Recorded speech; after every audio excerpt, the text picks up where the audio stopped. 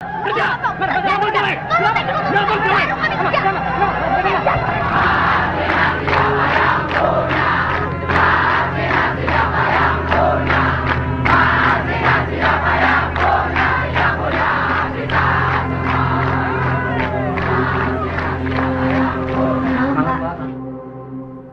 tahun 1993 di sudut terpencil Jawa Timur, ada seorang buruh perempuan bernama Marsina dilaporkan menghilang begitu saja di tengah kegelapan malam.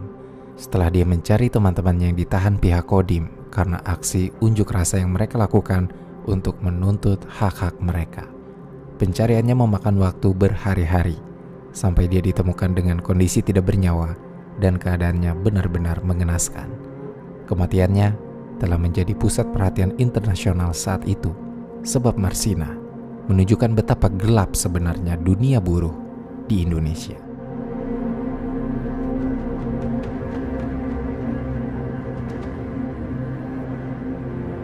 Marsina lahir di Nglundo, Nganjuk, Jawa Timur pada tanggal 10 April 1969. Sejak usia 3 tahun, Marsina sudah ditinggal mati oleh ibunya dan kemudian diasuh oleh neneknya. Kondisi ekonomi yang sulit kemudian membuat dirinya hanya mampu bersekolah sampai tingkat SMA dan mulai mengadu nasib di kota, meninggalkan desa kecilnya. Marsina adalah sosok pekerja keras.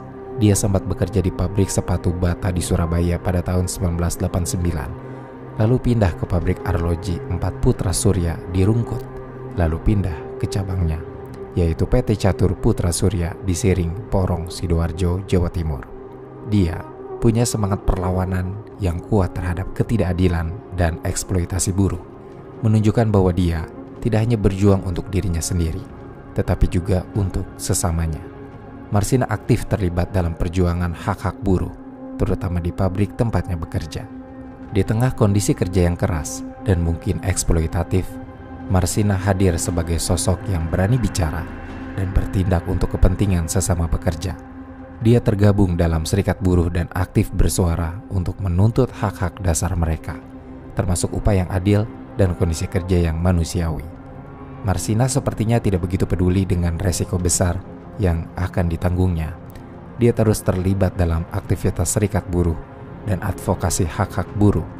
Sosoknya ada di garis depan perjuangan melawan eksploitasi dan ketidakadilan di tempat kerja, menjadi simbol perlawanan tidak hanya di antara rekan-rekannya, tetapi juga di kalangan aktivis hak asasi manusia.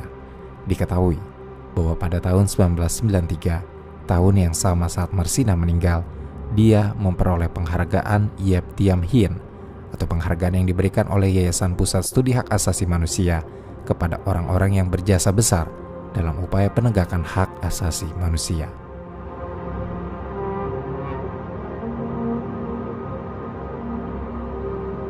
Pada periode di mana Marsina aktif melawan, yaitu awal hingga pertengahan tahun 1990-an, kondisi buruh di Indonesia cukup memprihatinkan dan diwarnai dengan ketidaksetaraan.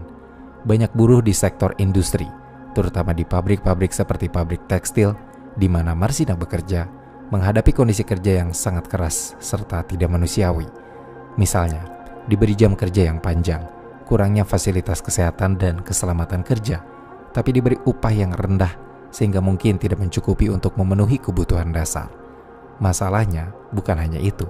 Banyak pekerja menghadapi ketidakpastian pekerjaan, terutama untuk para pekerja kontrak dan buruh harian yang tidak memiliki jaminan pekerjaan jangka panjang dan hak-hak seperti cuti serta asuransi kesehatan. Kondisi buruh di masa itu menciptakan panggung bagi kemunculan aktivis buruh seperti Marsina yang berani berbicara dan bertindak untuk memperjuangkan hak-hak sesama pekerja. Kesadaran akan ketidaksetaraan di tempat kerja dan diperlakukannya reformasi dalam perlindungan buruh menjadi bagian integral dari perjuangan hak asasi manusia di Indonesia pada waktu itu. Sayangnya, perlawanan yang diberikan untuk menuntut hak-hak juga mengalami kendala dan tantangan. Apalagi kalau sudah ada keterlibatan politik dan pengusaha yang memiliki kepentingan tertentu. Beberapa serikat buruh menghadapi tekanan dan intervensi dari pihak-pihak tertentu, yang jika diseret karena hukum pun tidak cukup efektif, sebab penegak hukum di Indonesia tidak memberikan keadilan yang diharapkan oleh para pekerja.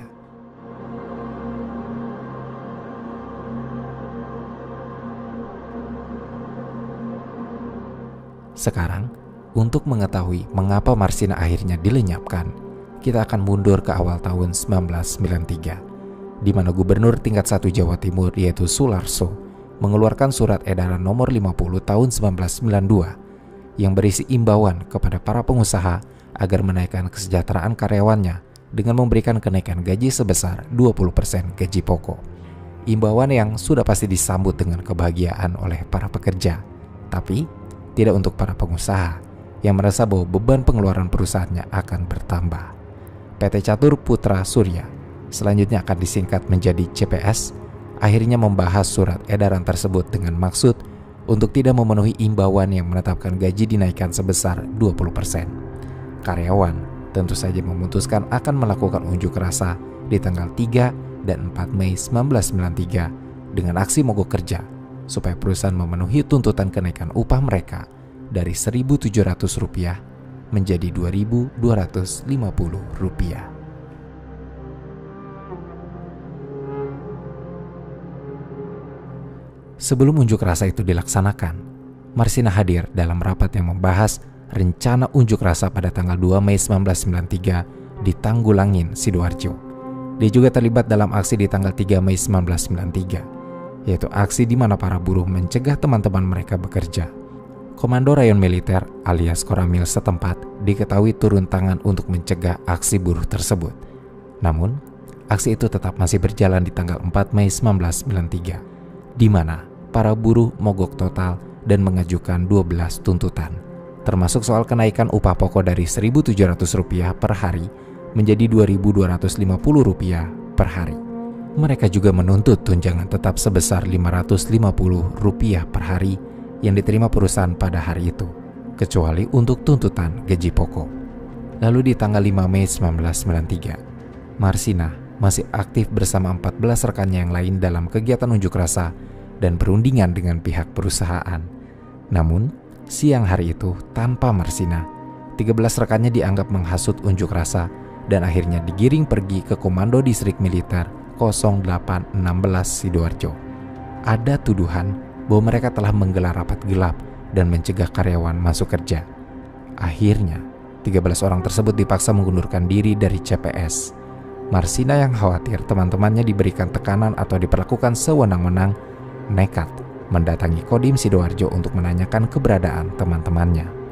Itu adalah kali terakhir keberadaan Marsina diketahui, sebelum akhirnya sekitar jam 10 malam, Marsina lenyap dan tidak diketahui lagi jejaknya.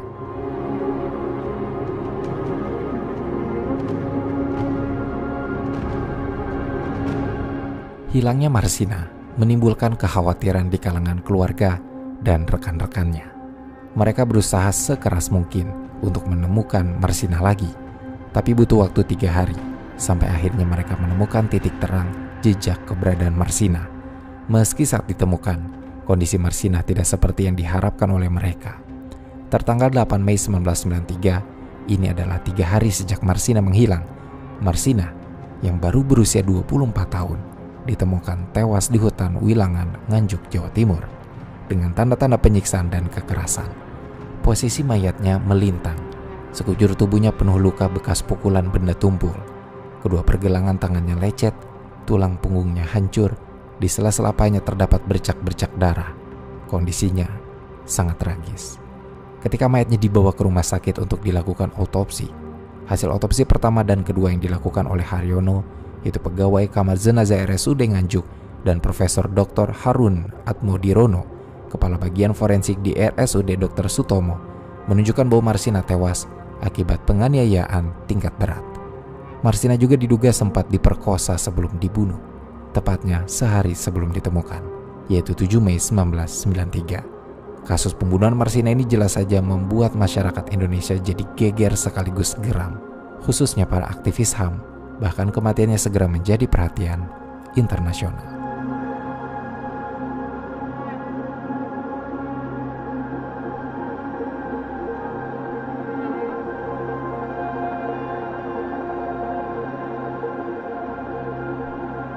Tidak lama setelah Marsina ditemukan tewas, masih di tahun 1993, dibentuklah Komite Solidaritas untuk Marsina atau KSUM. KSUM adalah komit yang didirikan oleh 10 LSM.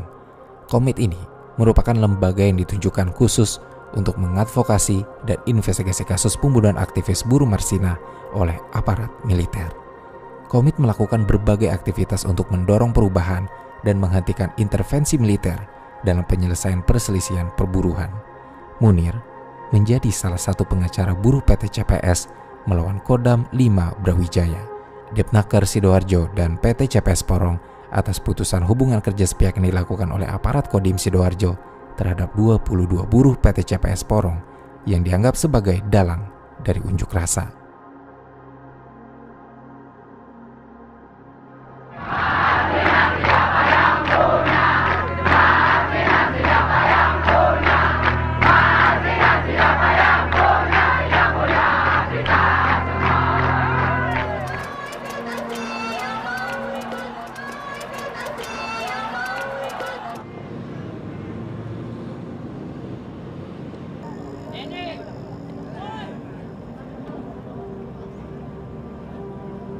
Respon masyarakat yang marah sekaligus putus asa terhadap keadilan menimbulkan gelombang unjuk rasa dan protes massal di berbagai wilayah. Solidaritas dari berbagai kelompok terlihat, mulai dari pekerja berbagai sektor industri, mahasiswa, aktivis hak asasi manusia, dan kelompok advokasi sosial lainnya bersatu untuk menyuarakan kecaman terhadap pembunuhan Marsina. Semua kelompok menggerakkan basis massa mereka untuk ikut berpartisipasi dalam proses menuntut pemerintah serta aparat penegak hukum menyelesaikan kasus ini seadil-adilnya. Kecaman keras juga timbul karena tindakan kekerasan terhadap pekerja dan masyarakat menuntut agar proses penyelidikan dilakukan secara transparan. Aksi unjuk rasa sebenarnya berpusat di Jakarta. Ribuan orang berkumpul di berbagai tempat, termasuk di depan gedung-gedung pemerintahan dan kantor perusahaan terkait. Di kota-kota besar serta kecil yang tersebar di seluruh Indonesia juga banyak aksi solidaritas dan unjuk rasa sebagai bentuk desakan supaya pemerintah tanggap menyelesaikan kasus ini. Beberapa unjuk rasa bahkan menyertakan aksi mogok kerja dan pemblokiran aktivitas ekonomi sebagai bentuk tekanan terhadap pemerintah dan pengusaha. Ini memberikan dampak yang signifikan terhadap produktivitas dan stabilitas ekonomi. Akhirnya pemerintah di bawah tekanan dari unjuk rasa dan adanya opini publik yang terus berkembang, merespon dengan berjanji melakukan penyelidikan yang lebih mendalam dan memberikan keadilan bagi Marsina.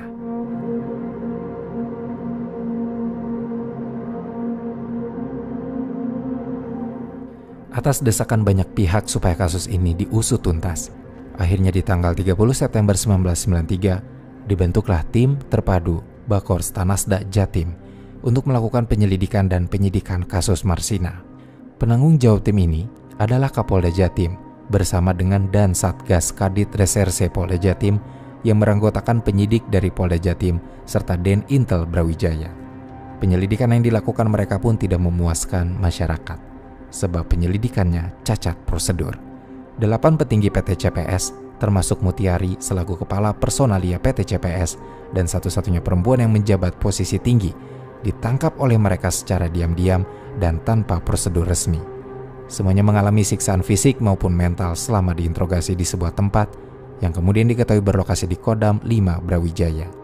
Setiap orang yang diinterogasi dipaksa untuk mengakui bahwa mereka telah membuat skenario dan menggelar rapat untuk membunuh Marsina. Menariknya, pemilik PT CPS yaitu Yudi Susanto pun ikut ditangkap dan dipaksa mengakui rencana pembunuhan ini. Tidak ada yang mengetahui kalau 8 orang petinggi PT CPS ditangkap sampai akhirnya 18 hari kemudian mereka tiba-tiba saja tersorot sudah mendekam di tahanan Polda Jatim dengan tuduhan keterlibatan pembunuhan Marsina. Trimulja D. Surjadi, yaitu pengacara Yudi Susanto, mengatakan bahwa ada rekayasa oknum aparat Kodim untuk mencari kambing hitam atas pembunuhan Marsina. Setelah proses hukum yang panjang dan masih saja bermasalah, tim terpadu secara resmi memberitahu media bahwa mereka telah menangkap dan memeriksa 10 orang yang diduga terlibat dalam pembunuhan Marsina. Salah seorang dari 10 orang yang diduga terlibat pembunuhan adalah anggota TNI. Hasil penyelidikan polisi menyebutkan kronologi sebagai berikut. Suprapto, yang bekerja di bagian kontrol, menjemput Marsina dengan motornya di dekat rumah kos Marsina, lalu membawanya ke pabrik. Kemudian Marsina dibawa lagi dengan Suzuki Carry berwarna putih ke rumah Yudi Susanto di Jalan Puspita, Surabaya untuk disekap selama 3 hari sebelum Suwono yang bekerja sebagai satpam di CPS mengeksekusinya. Ketika kasus ini akhirnya dibawa masuk ke pengadilan, Yudi Susanto mendapat vonis 17 tahun penjara, sedangkan sejumlah stafnya yang lain dihukum antara 4 hingga 12 tahun penjara. Namun, mereka semua naik banding ke pengadilan tinggi, yang kemudian menyatakan bahwa Yudi Susanto bebas dari vonis. Dalam proses selanjutnya pada tingkat kasasi, Mahkamah Agung Republik Indonesia membebaskan para terdakwa dari segala dakwaan alias bebas murni. Putusan tersebut telah menimbulkan ketidakpuasan banyak pihak hingga muncul tuduhan bahwa penyelidikan kasus ini hanyalah rekayasa semata. Banyak pihak meragukan keobjektifan pengadilan dan menyatakan bahwa ada tekanan yang memengaruhi hasilnya. Buntut panjangnya adalah munculnya berbagai kontroversi, seperti adanya dugaan keterlibatan aparat keamanan dalam pembunuhan Marsina, karena ada beberapa saksi serta bukti yang menunjukkan kemungkinan terlibatnya pihak yang memiliki kekuatan dan otoritas. Selain itu, ada juga dugaan keterlibatan pihak politik dan pemodal dalam pembunuhan Marsina karena memiliki kepentingan ekonomi dan politik yang mungkin terancam dengan aktivitas dan tuntutan Marsina.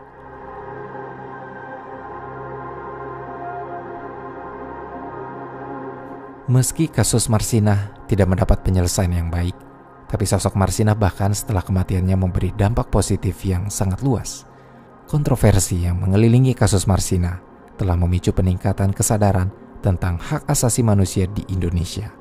Semenjak kematiannya, masyarakat lebih peka terhadap perlindungan hak-hak pekerja dan hak asasi manusia secara umum, serta kemudian ikut menuntut reformasi hukum bersama dengan berbagai kelompok aktivitas serta organisasi hak asasi manusia. Dorongan besar juga datang dari pergerakan pekerja dan serikat buruh di Indonesia yang menjadi lebih keras dalam menuntut hak-hak dan kondisi kerja yang adil. Solidaritas di antara serikat buruh di berbagai wilayah pun berkembang pesat. Hal ini memperkuat peran mereka sebagai perwakilan para pekerja dan agen perubahan dalam perjuangan melawan eksploitasi yang dilakukan oleh para elit. Tidak hanya itu, pandangan orang-orang terhadap serikat buruh pun berubah. Serikat buruh menjadi lebih dihargai sebagai alat untuk memperjuangkan keadilan dan hak-hak pekerja.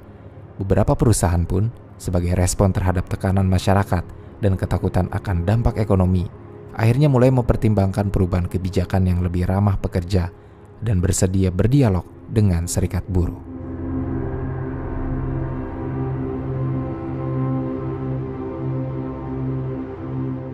Atas keberanian Marsina dan pengorbanannya, di daerah Nganjuk, Jawa Timur, telah dibangun monumen perjuangan Marsina sebagai pahlawan buruh nasional.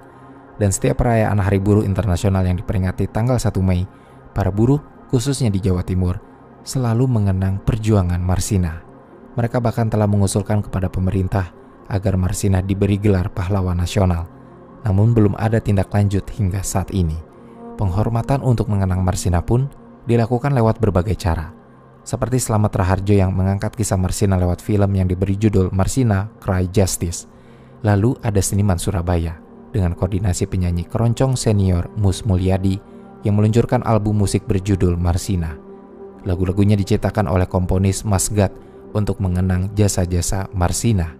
Berikutnya ada Marginal, sebuah band beraliran punk yang menciptakan sebuah lagu berjudul Marsina, didedikasikan khusus untuk perjuangan Marsina. Terakhir, pentas drama monolog Marsina Menggugat yang dibuat oleh Ratna Serumpet dan Teater Satu Merah Panggung, di mana pentas drama ini sempat dilarang tampil di Surabaya oleh pihak kepolisian. Dan yang terakhir, ada puisi dari Sapardi Djoko Darmono dengan judul Dongeng Marsina. Marsina kita tahu tidak bersenjata. Ia hanya suka merebus kata sampai mendidih lalu meluap kemana-mana.